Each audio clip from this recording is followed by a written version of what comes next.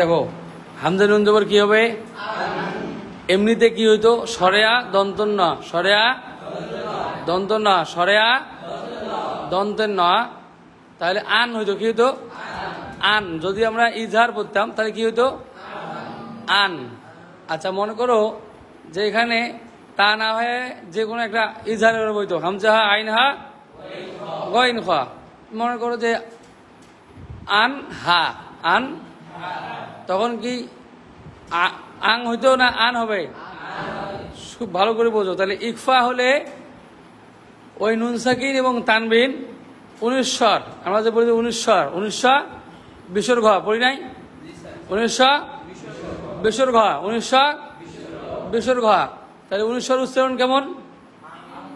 আং উময় গ উচ্চারণ আছে না? আং আছে না? সরেয়া দ্বন্দ্ব না হয় সরেয়া 19। তাহলে এখানে আমাদের যে হামজা আছে, তাহলে হামজা মানে কি? সরেয়া। হামজা মানে সরেয়া। তাহলে হামজা জবর আ, সরেয়া, আর দন্ত ন, তাহলে কি হলো? আন। কিন্তু আমরা এখানে দন্ত না পড়বো কেন? ইকফা আছে। কিছু হরফ ইকফা হরফ কি আছে ওখানে? বোর্ডে দেখো, বোর্ডে ইকফা হরফ কি আছে ওখানে? তাহলে এখন ওই সরেয়াটা কি রূপান্তর হবে? আমি বলি ওখানে উচ্চারণ আছে কি?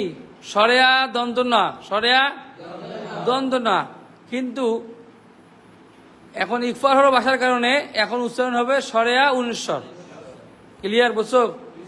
তাহলে বোর্ডে দেখো, আবার দেখো, তাহলে লাম নুন জবর, লাম নুন জবর।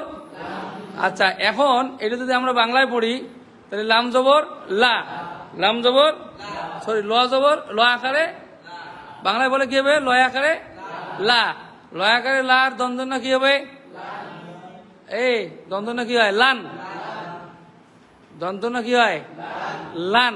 আগে কি হবে দাও আঙ্গুল দাও মুনতাসির, তাহলে লয় আকারে লা আর দ্বন্দ্ব লান। কিন্তু এখানে নুন সাকিনের পরে কি আছে, নুন সাকিনের পরে নুন সাকিনের পরে কি আছে, নুন সাকিনের পরে ইকফা হলো।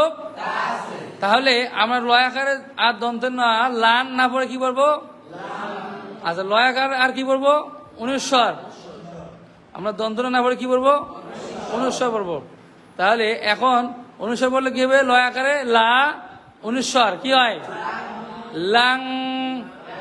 তারপর আসো নিচে দেখো নিচে ইয়াং, ইয়া জবর ইয়া জবর ইয়া জবর, আচ্ছা ইয়া নুন জবর ইয়ান, সাধারণত কি হবে ইয়ান, কি হবে তাহলে ইয়া দন্তের ন কি হবে অবশ্যই 29 আকারে আকার কি হবে ইয়া, আর দন্তের ন কি হয় ইয়ান ইয়ান।